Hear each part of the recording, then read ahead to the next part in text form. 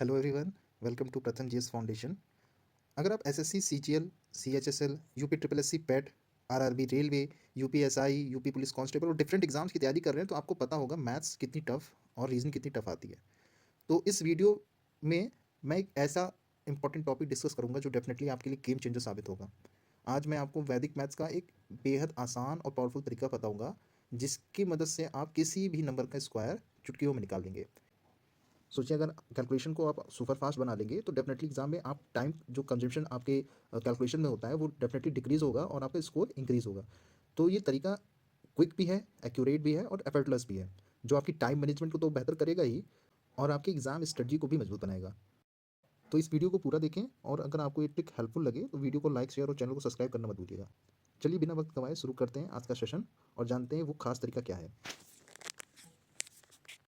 आज से स्टार्ट कर रहे हैं। सबसे पहले स्क्वायरिंग द नंबर, फिर cube of the number, with in a second कैसे निकालते हैं ये चीज सीखेंगे। ठीक है, तो सबसे पहले जो इसका टेक्निक फर्स्ट है वो चीज देख लेते हैं, फिर उसके बाद धीरे धीरे आगे बढ़ेंगे। स्क्वायरिंग ऑफ द नंबर में देखो, square of number ending in 5। किसी भी ऐसे स्क्वायर नंबर, किसी भी नंबर का स्क्वायर निकालना जिसके लास्ट में क्या आता है, 5 आता है, ऐसे नंबर का मुझे स्क्वायर निकालना है। ठीक है, इसके लिए फॉर्मूला क्या होता है, जैसे कोई भी नंबर अगर हम लोग ले लें, जैसे 25 हो गया, 35 हो गया, ठीक है, 105 हो गया, इस टाइप के अगर नंबर है तो इनका स्क्वायर कैसे निकालेंगे ये चीज हम लोग देखेंगे। ठीक है, अच्छा ये चीजें बहुत ही इंपॉर्टेंट है, याद रखना। अगर डायरेक्ट अगर फॉर्मूले से लगाओ, मतलब जो सिंपल प्रोसेस होता है, जैसे 35 का स्क्वायर निकालना है तो क्या करते हैं, 35 को स्क्वायर करो, पहले इसका मल्टीप्लाई करो, 5 5 25, 5 3 15, 2 17, फिर 5 3 15 और 3 3 9 1 10। अब ऐसे सॉल्व करेंगे तो बहुत टाइम लग जाएगा, है ना। ठीक, ऐसे निकालेंगे। अगर हम डायरेक्ट कहते हैं कि कैसे निकालेंगे तो क्या करेंगे, 3 का 4 के साथ मल्टीप्लाई 12 और 5 का स्क्वायर 25, डायरेक्ट आ गया। देखो विद इन अ सेकंड इसका आंसर आ रहा है। अगर आपको वैदिक मैथ जब आप पढ़ लेंगे तो ये समझ लीजिए पेन का यूज और पेंसिल का यूज अपने आप ही समाप्त हो जाएगा फॉर द कैलकुलेशन। इसलिए वैदिक मैथ बहुत इंपॉर्टेंट है। अगर कोई एसएससी का एग्जाम दे रहा है, ठीक है, यूपी ट्रिपल एससी का एग्जाम दे रहा है, कोई भी हो, चाहे वो पेट हो या फिर जो भी एग्जाम हो, ठीक, बैंक का एग्जाम दे रहा हो, रेलवे का एग्जाम दे रहा हो, इन सब में अगर आपने नॉर्मल प्रोसेस से किया तो डेफिनेटली 90 मिनट्स में, जैसे रेलवे में 90 मिनट्स में 100 क्वेश्चन करने होते हैं, तो नहीं कर सकते क्योंकि क्वेश्चन इतने लंबे हैं। अगर आपने प्रैक्टिस नहीं की अच्छे से तो आप कैलकुलेशन में फंसेंगे और डेफिनेटली आप क्या करेंगे, पूरे क्वेश्चन अटेम्प्ट नहीं कर सकते। एसएससी में 60 मिनट में आपको 100 क्वेश्चन करने हैं, नहीं कर पाओगे। अगर वैदिक मैथ का यूज नहीं कर रहे हो तो डेफिनेटली नहीं कर पाओगे।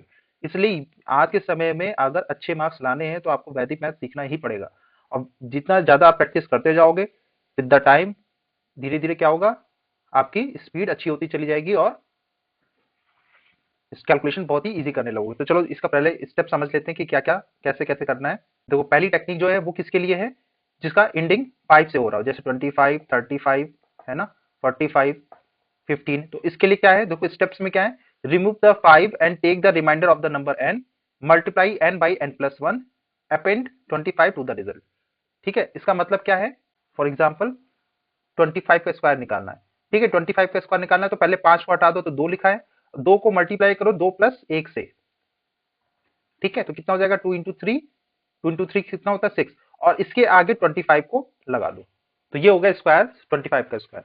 तो ये हर एक उस नंबर के लिए अप्लीकेबल होगा जिसके लास्ट में 5 डिजिट आ रही है, मतलब लास्ट में 5 आ रहा है। तो जैसे फॉर एग्जाम्पल 75, 75 का स्क्वायर निकालिए तो कैसे निकलेगा, 7 इंटू 8, तो कितना हो जाएगा, 8 7 जा 56, इसके आगे क्या रखा दो 25, ये हो जाएगा 75 का स्क्वायर।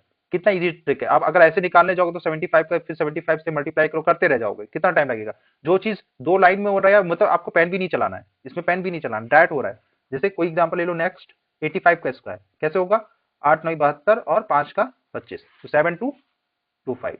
कितना इजी है, ये इजी स्टेप है। ये वैदिक मैथ से इजी है या नॉर्मल प्रोसेस, डेफिनेटली इससे इजी हो रहा है। तो इस तरह के क्वेश्चन को ऐसे ही सॉल्व करेंगे। तो कुछ क्वेश्चन हम लिख रहे हैं, आप उसकी प्रैक्टिस करिएगा जिसके लास्ट में 5 आ रहा है। फॉर एग्जाम्पल 105, 115, 95, 85, 65, 55, 45, इन सब का आप निकालने की कोशिश करेगा। हम डायरेक्ट बता रहे हैं, इसका हो जाएगा कितना, यहाँ पर आ जाएगा 25। इसी तरह इसका निकालेंगे तो 11 इंटू 12 हो जाएगा, 11 इंटू 12, और साथ में जो भी आएगा उसके साथ हम लोग क्या लगा देंगे, 25 लगा देंगे। तो ये 11 इंटू 12 कितना हो जाएगा, 13225। ठीक है, इसी तरह इसका भी निकाल लीजिएगा, इसका भी, इसका भी, इसका भी, सबके आप लोग ट्राई करिएगा, जिसके लास्ट में क्या आ रहा हो, जिसके लास्ट में 5 आ रहा हो, है ना, प्रैक्टिस करिएगा, कमेंट बॉक्स में उसका आंसर जरूर लिखिएगा। चलिए नेक्स्ट क्वेश्चन करते हैं। नेक्स्ट टेक्निक सीखते हैं कि नेक्स्ट टेक्निक में कैसे करेंगे। टेक्निक नंबर 2 है, इसमें क्या करना है, कोई भी using the formula split the number into two parts A and B. अब देखो ये है जनरल प्रोसेस, इसमें क्या करते हैं, सिंपल सी चीज है, कोई भी नंबर दे रखा है ए बी टाइप का, ठीक है, इसका मुझे स्क्वायर निकालना है। तो सबसे पहले क्या करेंगे, ऐसे दो ब्रैकेट बना लेंगे, एक तरफ ए का स्क्वायर लिखेंगे, एक तरफ बी का स्क्वायर लिखेंगे, और बीच में 2ab लिख देंगे। ठीक है, फिर प्रोसेस से सॉल्व करेंगे। देखिए इसमें स्टेप कैसे करना है, input the number, split the number into parts A and B, calculate A square, ये दिखा है ना, कैलकुलेट ए स्क्वायर, फिर calculate 2ab, calculate B square, ये तीन चीज निकाल लेंगे। उसके बाद ऐड द रिजल्ट, उसके बाद फिर हम लोग जो भी आएगा ना उसको ऐड करते जाएंगे। तो चलिए क्वेश्चन से करते हैं। फॉर एग्जांपल मुझे किसी का निकालना हो, कोई क्वेश्चन लेते हैं 32 का, 32 का स्क्वायर निकालना है। तो सबसे पहले हम लोग क्या करेंगे, यहाँ पे लिख देंगे 3 का स्क्वायर, यहाँ पर 2 का स्क्वायर, और फिर 3 को 2 से मल्टीप्लाई करेंगे और उसका 2 से मल्टीप्लाई, 2ab होता है ना, तो 2ab कितना हो जाएगा, 3 2 6, 6 2 12, यहाँ पर 12 आ गया। तो इसको अगर हम लिखेंगे तो ये कितना हो जाएगा, 3 3 9, ये 1 2 हो गया, और ये 2 2 4 हो गया। अब देखो लास्ट वाली जो डिजिट है उसको सेम टू सेम वैसे ही उतारेंगे, उसको वैसे ही लिख देंगे 4, ठीक, उसके बाद 2 यहां पर आ जाएगा। अब यहां से जो लास्ट में 1 बचा है वो इधर कैरी हो जाएगा, तो यहाँ पे 1 कैरी होगा, तो ये कितना हो जाएगा, 9 प्लस 1, 9 प्लस 1 ये कितना हो जाएगा, 10, तो 1024, ये हो जाएगा इसका आंसर। कितना इजी है, मतलब याद रखना कि लास्ट का जो है ना सेम टू सेम वैसे ही उतरता है, फिर उसके बाद अगले वाले में भी एक ही डिजिट का आएगा, वो भी सेम उतर जाएगा, फिर 1 जो बचेगा उसको नेक्स्ट वाले में क्या कर देंगे, कैरी कर देंगे, तो फिर 9 प्लस 1 कितना हो जाएगा, 10। चलिए क्वेश्चन और करते हैं। 29 का स्क्वायर निकालना है, 29 का स्क्वायर निकालना है, तो उसको कैसे करेंगे, पहले यहाँ पे 2 का स्क्वायर, यहाँ पर 9 का स्क्वायर, और यहाँ पर 9 2 18, 18 2 36, ये समझ में आ रहा है ना, 2ab लिखा है मैंने, देखिए ए स्क्वायर, यहाँ पे 2ab, और यहाँ पर बी स्क्वायर, तो यहाँ पे ए की वैल्यू है 2, बी की वैल्यू है 9, तो यहाँ हो जाएगा 2 इंटू 9 इंटू 2, ये 2 का स्क्वायर, ये 9 का, तो यहाँ पे 2 का स्क्वायर लिखा है, यहाँ पे 9 दूनी 18 दूनी 36, 18 दूनी 36 ये होगा, 9 का स्क्वायर है।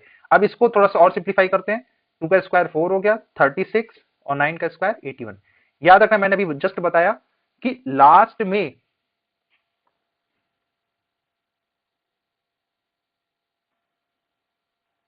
में जो होता है उसकी सिंगल डिजिट लेते हैं, तो इसकी सिंगल डिजिट कौन सी है, इसकी सिंगल डिजिट है 1, दिख रहा है ना, तो इसको 1 लिख लिया। अब ये 8 कैरी हो जाएगा यहाँ पर, तो यहाँ पर क्या हो जाएगा, प्लस का 8, 36 प्लस 8 कितना हो जाएगा, 36 प्लस 8 44, 44 में देखो फिर सिंगल डिजिट लेनी है, तो फिर 4 आएगा ना, तो 4 को हम केवल लेंगे, फिर नेक्स्ट 4 जो है इधर यहाँ पे कैरी हो जाएगा, तो 4 यहाँ आ जाएगा, तो 4 प्लस 4 8 हो जाएगा, तो कितना आ गया, 841। तो 29 का स्क्वायर कितना हो गया, 841। ध्यान से समझिएगा, जो लास्ट डिजिट है उसको लिखेंगे, फिर जो बचेगा उसको नेक्स्ट वाले में कैरी करा देंगे, तो फिर इधर इधर आ जाएगा, 8 आ जाएगा, 8 यहाँ पर ऐड हो गया, 8 ऐड होने पर 44 हो गया, उसका लास्ट डिजिट फिर लिख लेंगे, फिर जो बचेगा उसको नेक्स्ट वाले में ट्रांसफर कर देंगे, फिर उसमें ऐड कर देंगे, तो जो बचेगा उसको लास्ट में लिख देंगे, तो इसका कितना हो गया, 841। चलिए इस क्वेश्चन को फिर से करते हैं, कुछ और नया लेते हैं। 23 का स्क्वायर, 23 का स्क्वायर निकालना है, तो डायरेक्ट जल्दी से करेंगे, 2 का स्क्वायर 4, फिर 3 का स्क्वायर 9, और 3 2 6 इंटू 2, 6 इंटू 2 12 हो जाएगा, तो 9 एक सिंगल डिजिट, तो उसको ऐसे लिखेंगे, फिर नेक्स्ट वाले में भी जो लास्ट है बस उसी को लिखेंगे, और एक बचा इसको यहाँ पर कैरी करा देंगे, तो 4 प्लस 1 कितना हो गया, 5, तो 23 का स्क्वायर कितना आ गया, 529। अब जो लोग याद करना पड़ता था ना कि 50 तक के स्क्वायर याद करने पड़ते थे, तो उसकी कोई जरूरत नहीं, आप इससे करिए, विदाउट पेन आपके तुरंत सॉल्व होंगे, है ना। जैसे अगर कोई कह दे तुरंत ही जल्दी से निकाल के बताइए 34 का स्क्वायर कितना होगा, बस बताओ, 3 का स्क्वायर 9, 4 का स्क्वायर 16, और 4 4 12 दूनी 24, यहाँ 24 लिखा, 6 आ जाएगा, एक इधर यहाँ पे कैरी हुआ तो प्लस 1 25, 25 का 5 आएगा, फिर 2 इधर आ जाएगा, फिर से 9 टू 11, तो 1156। कोई दूसरा एग्जांपल लेते हैं, जैसे 92 का निकालना है, अगर 92 का स्क्वायर निकालना है तो क्या करेंगे, 9 का स्क्वायर 81, 2 का स्क्वायर 4, 9 2 18, 18 2 36, तो यहाँ पे 4 का 4 ही रहेगा, ये 6 का 6 आ जाएगा, 3 यहाँ पर आ जाएगा, प्लस 3 हो गया, 81 प्लस 3 84, तो कितना आ गया, 8464। कितनी इजी तरीके से हो रहा है। देखिए इतना इजी प्रोसेस कहीं नहीं होगा, जो नॉर्मल प्रोसेस करते हैं उसमें बहुत टाइम लगता है। वैदिक मैथ से मल्टीप्लिकेशन की हैबिट बना लीजिए, विद विद द टाइम क्या होगा, जो आपके नॉर्मल प्रोसेस से करते हैं ना उससे भी मतलब कहते हैं ना 3 टाइम्स फास्टर कैलकुलेशन हो जाएगी आपकी। ये समझ लीजिए, जो कैलकुलेशन आप अगर अंदाजा लगा लीजिए 1 मिनट में आप एक क्वेश्चन में कैलकुलेशन में देते थे, तो अगर 25 क्वेश्चन भी तो 25 मिनट आपके कैलकुलेशन में जा रहे हैं, उसका जस्ट 1/7 मतलब 1/3 में तो 7 मिनट में आपकी कैलकुलेशन होगी। तो ये चीज समझ लीजिए, इसीलिए वैदिक मैथ बहुत इंपॉर्टेंट है। और जैसे जैसे नेक्स्ट क्लासेस में हम वैदिक मैथ को और डिटेल में बताएंगे, तो जिस दिन क्लासेस कंप्लीट हो जाएंगी वैदिक मैथ की, आप अपना प्रीवियस कैलकुलेशन का टाइमिंग देखिएगा और बाद की कैलकुलेशन का टाइमिंग देखिएगा, बहुत डिफरेंस आ जाएगा। इसीलिए वैदिक मैथ की क्लासेस को पूरी करिएगा, एक भी क्लास छोड़िएगा नहीं, वैदिक मैथ बहुत इंपॉर्टेंट है। ठीक है, अब इस तरह के और भी क्वेश्चन देखते हैं। जैसे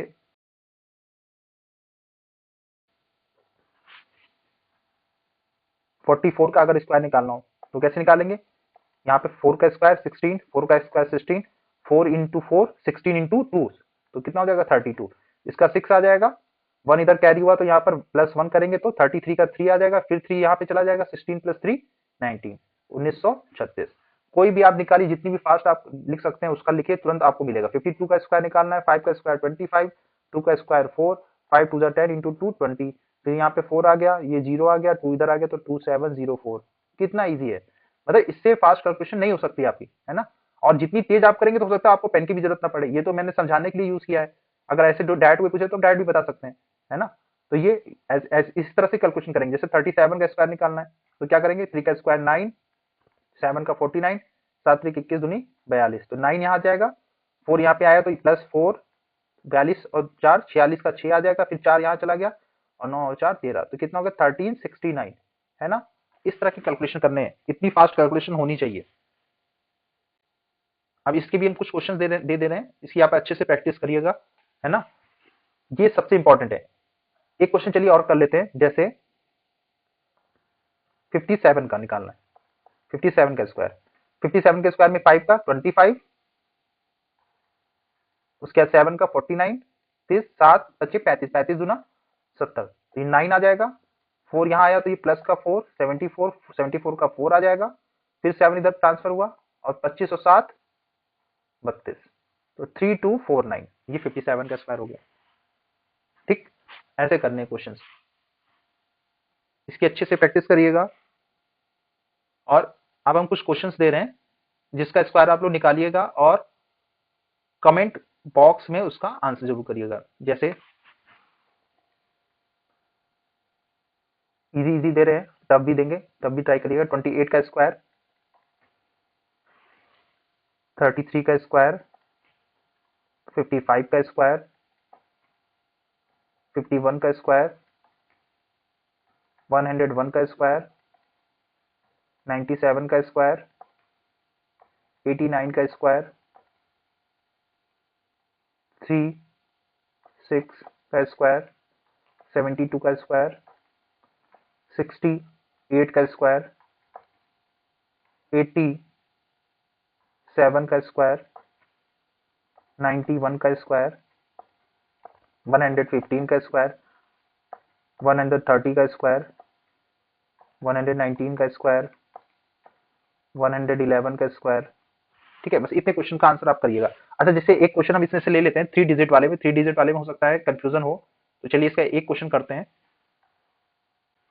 हम 119 लेते हैं, है ना। 119 का स्क्वायर निकालना है, तो पहले क्या करेंगे, 11 का स्क्वायर, ऐसे ही ये जरूर बना लीजिएगा, इससे कंफ्यूजन नहीं होता है।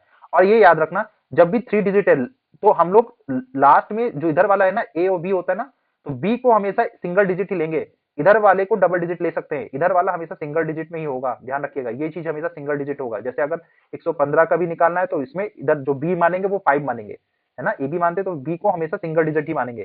तो इधर यहाँ पे तो 11 का 119 है, तो इसमें बी जो होगा वो 9 हो जाएगा, तो 9 का स्क्वायर, बीच में 2ab होता है, तो 11 इंटू 9 99 हो जाएगा, 99 इंटू 2 198, है ना, 198 आएगा ना,